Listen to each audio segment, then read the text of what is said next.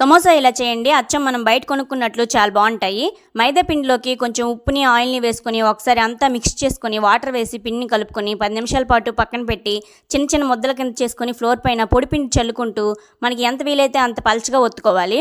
తర్వాత స్టవ్ మీద ప్యాన్ పెట్టుకొని మీడియం హీట్లో ఉన్నప్పుడు మనం చేసుకున్న చపాతీ వేసి 10 సెకండ్ల పాటు కాల్చుకొని చేసుకున్న అన్ని చపాతీలు ఒకదానిపై ఒకటి పెట్టి ఎడ్జెస్ని కట్ చేసుకోవాలి. ఏ సైజులో అయితే కావాలో ఆ సైజులో కట్ చేసుకొని పక్కన పెట్టుకోవాలి.